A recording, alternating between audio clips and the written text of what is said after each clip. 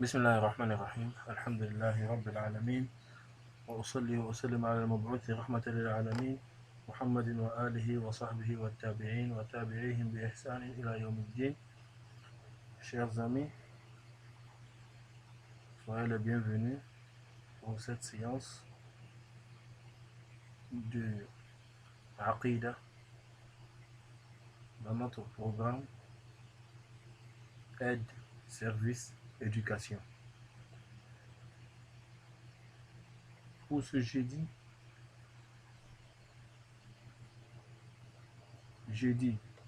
18, nous verrons, Inch'Allah, une nouvelle leçon qui n'est rien d'autre que la suite de notre première leçon du thème comment affermir notre foi.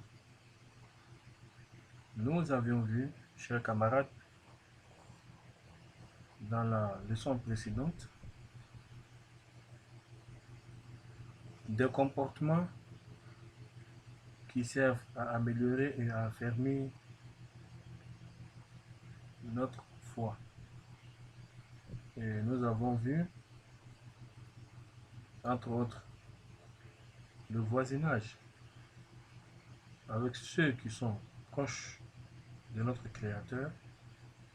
Et nous avons vu nos adorations. Nous avons vu aussi l'éloignement scrupuleux des interdits renforce la foi dans notre cœur et influence notre vie et mode de vie. Et aussi, nous avions vu aussi la différence entre celui qui entretient sa foi et celui qui néglige sa foi, est l'exemple de l'arbuste entretenu et l'arbuste négligé. L'arbuste entretenu, dont les troncs sont bien droits, les feuilles sont bien vertes et brillent. Par contre, l'arbuste négligé, le tronc est sec, les feuilles sont sèches, ainsi que les branches. Alors donc, ce qui nous interpelle ici, à maintenir le cap de notre foi en l'entretenant d'un moment à l'autre. Et aussi, chers amis, ce qui peut protéger aussi précieusement la foi est de faire des œuvres pieuses et aussi exécuter avec ordre et ponctualité nos actes d'adoration et aussi méditer pieusement. Ensuite, nous défendre des péchés et des interdits. Et en dernier point, choisir de bons compagnons. Alors, chers amis, si nous avons conclu cela dans la leçon précédente, nous continuons avec la leçon du jour pour dire que le nouveau thème du jour, comme notre flèche l'indique, non donné à toutes les actions faites pour l'amour d'Allah, œuvre pieuse. L'élévation de la foi qui n'est pas plus d'une pensée, qui n'est pas plus une pensée qu'une science théorique vers le sommet est étroitement liée à nos actes.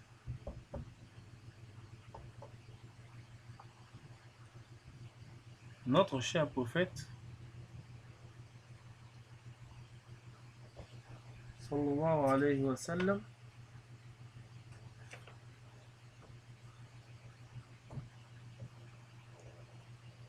a dit: celui qui embrasse l'islam et devient un bon musulman verra chacune de ses bonnes actions récompensées le jour des comptes, qui est le jour de Qiyamah, de 10 à 700 fois, et chacune de ses mauvaises actions lui sera comptée pour sa valeur propre. Allahu Akbar. Nous verrons ce hadith dans la référence Bukhari, le chapitre de la foi, numéro 31. Donc nous comprenons ici que le hadith du prophète qui dit: tous entrerez au paradis sauf celui d'entre vous qui refuse. Vous voyez un peu, avec les actes, les bonnes actions sont multipliées 10 fois sa valeur, et même plus que ça, 700 fois sa valeur. Mais les mauvaises actions sont comptées pour leur valeur juste, leur valeur propre. Si c'est 1, c'est 1. Alors Allah nous facilite la mise en pratique des bonnes œuvres.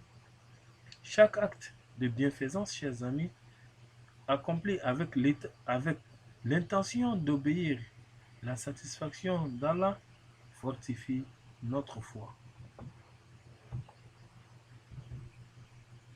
Alors, ici, comme on lisait, l'élévation de la foi, qui n'est pas plus d'une pensée qu'une science théorique, vers les sommets et est étroitement liée à nos actes d'adoration et bon comportement.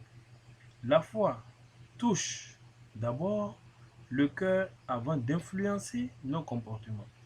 Une fois ce stade atteint, on peut savourer les véritables délices de la foi.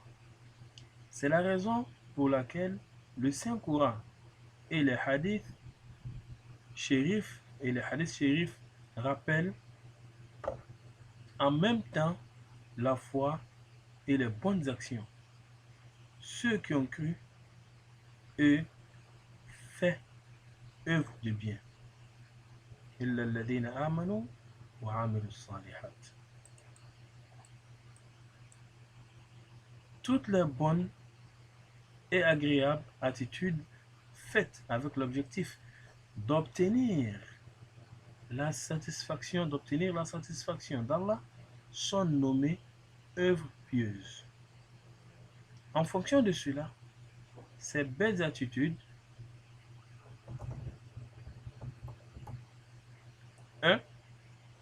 Obéir correctement aux ordres d'Allah. 2. Deuxième point, se détourner des interdits d'Allah. Troisième point, avoir une bonne moralité. Quatrième point, être miséricordieux et compatissant avec les créatures d'Allah. Cinquième point, apprendre et enseigner la science. Sixième point, œuvrer pour le bien de l'humanité. Septième point, aider les gens et se soucier de leurs maux. Mot qui est le pluriel de mal. Huitième point, bien se comporter avec les animaux. Neuvième point, maintenir la propriété de l'environnement. Donc, tout cela participe aux bonnes œuvres et participe aussi au maintien du cap de la foi. Et ça sert aussi à affermir notre foi. Alors donc, apprenons ceci bien et mettons-les en pratique sans complexe. Chers amis, donc on nous dit ici que ces cités sont des œuvres pieuses. Notre foi est la lampe qui embrase notre cœur et éclaire notre vie. Vous voyez le poids, la place de la foi dans la vie de l'être humain. Les bonnes œuvres protègent la lampe et diffusent la lumière comme une lanterne. comme une lanterne aussi. Il nous faut pour protéger et réconforter notre foi, renforcer nos œuvres pieuses.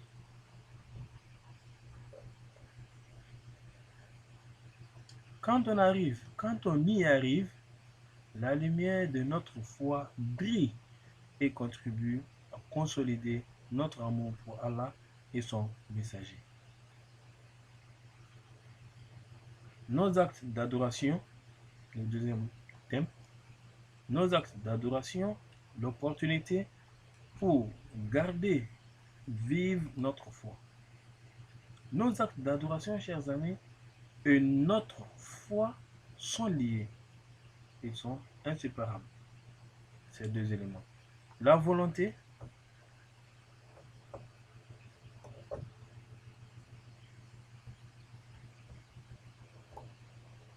la volonté de faire sincèrement nos actes d'adoration montre le haut niveau de la foi qui nous habite. Un croyant un croyant à la foi forte prend goût à faire ses actes d'adoration, agit alors avec sincérité et en retire alors une émotion spirituelle. Le croyant à la foi limitée, ici le premier point je répète, un croyant à la foi forte prend goût à faire ses actes d'adoration, agit alors avec sincérité et en retire alors une émotion spirituelle. Le croyant à la foi limitée, lui, paraissent dans ses actes d'adoration et de ce fait, ses sensations religieuses s'amoindrissent, diminuent, qui vient du mot moins. Il en résulte qu'il ne s'éloigne pas du péché et devient alors inévitablement pécheur. Son cœur se durcit et la lumière de sa foi décline petit à petit. Adorer Allah nous en rapproche, nous apporte. Adorer Allah nous en rapproche, nous apporte son amour et sa satisfaction. La prière, le jeûne, la zakat, la sadaqa, ne jamais mentir, honorer ses amis, se comporter avec amabilité, tenir tout le temps et fermement le lien spirituel avec Allah tel que recommandé dans le Saint-Coran. Et cramponnez-vous tous ensemble au habl. C'est-à-dire أعوذ بالله من الشيطان الرجيم واعتصموا بحبل الله جميعا.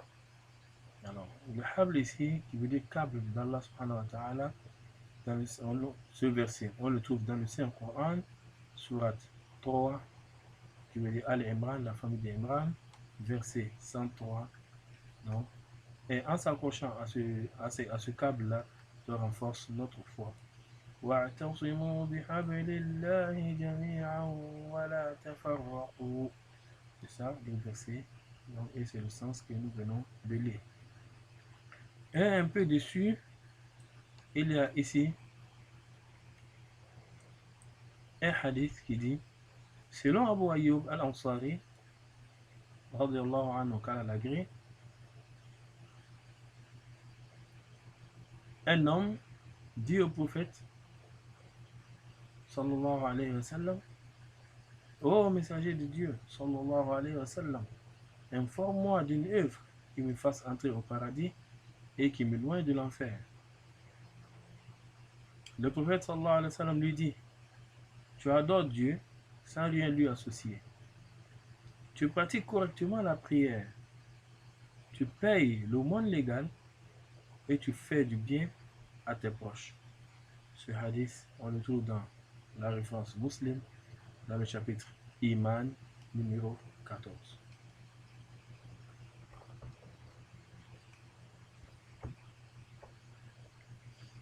Chers amis, le point qui suit,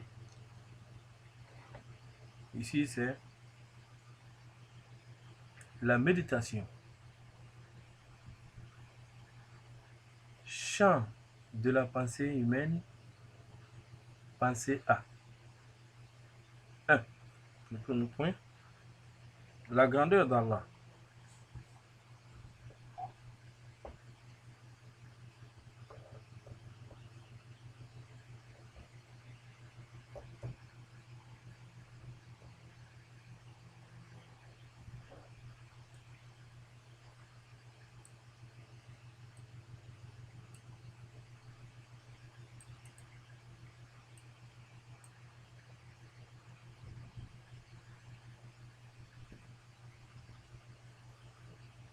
Excusez-moi.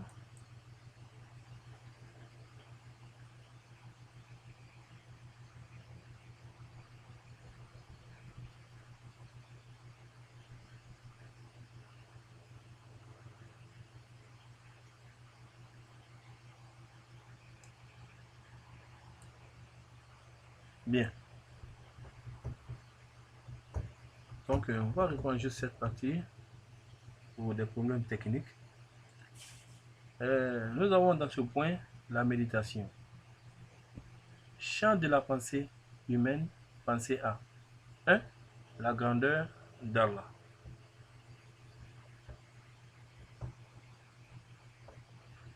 Le deuxième point, sa puissance et son pouvoir. Le troisième point, la grâce de tous les êtres dans l'univers. Le quatrième point, le but de la création de l'être humain. Le cinquième point, l'ici-bas, la mort et la vie dans la tombe. Le sixième point, le jugement, le compte, le paradis et l'enfer. Bon, chers amis, voici quelques points à retenir. Alors, nous continuons pour dire que faire partie de la méditation, ceux-ci font partie de la méditation. Dans la création de l'homme et de tous les êtres de l'univers, il y a un grand nombre de preuves qui justifient l'existence et l'unicité d'Allah. En raisonnant sur l'immensité de la structure spécifique de l'universion, arrive à comprendre à quel point Allah est puissant et grand et de notre faiblesse et de notre maladresse. Nous comprenons ainsi la grâce qu'il nous accorde malgré notre maladresse et la mesure de sa clémence et sa générosité. De la même manière, lorsque nous pensons à la vie, à la mort et au jugement, nous parvenons à saisir la durée limitée et provisoire de notre vie ici-bas. Nous ne devons pas oublier que lors du jugement, nous devons donner des comptes à Allah subhanahu wa ta'ala sur notre comportement ici-bas. Grâce à la méditation, nous bénéficierons d'une foi forte dont l'octroi est une grâce immense pour notre vie. La connaissance d'Allah est notre succès au paradis. Vivons d'une manière religieuse, sans nuire à qui que ce soit. En nous comportant aimablement envers notre Père et notre Mère, nos frères et sœurs, ainsi qu'à l'égard de toute autre personne. Chers amis, Si nous avons compris cela, nous allons boucler notre chapitre avec ce verset coranique. Allah subhanahu wa ta'ala nous dit dans la sourate Al-Imran, qui est la sourate 3, la famille de Imran, verset 191, je lis أعوذ بالله من الشيطان الرجيم الذين يذكرون الله قياما وقعودا وعلى جنوبهم ويتفكرون في خلق السماوات والأرض ربنا ما خلقت هذا باطلا سبحانك فقنا عذاب النار. Allah Ta'ala dit qui debout, assis, couché sur leur côté, invoque Allah et médite sur la création des cieux et de la terre. Disent, notre Seigneur, tu n'as pas créé cela en vain. Gloire à toi. Garde-nous du châtiment, du feu. Surat Al-Imran, Surat 3, verset 191. Alors, le tout dernier point sur lequel nous allons nous quitter pour ce jour, Inch'Allah, chers amis, est le suivant. Une heure de méditation est meilleure qu'un an d'adoration sans réflexion. Alors, retenons ceci bien et rappelons-nous de ça à chaque instant de notre vie afin de pouvoir ajuster les choses et afin de pouvoir marcher et vivre de façon modérée sur ce qu'Allah nous facilite, qu'il nous aide, qu'il nous assiste, qu'il nous guide sans cesse sur le droit chemin. Wallahu ta'ala a'lam wa sallallahu wa sallam ala nabiyyina Muhammad. Wassalamu alaikum wa rahmatullahi wa barakatuhu walhamdulillahi rabbil alamin.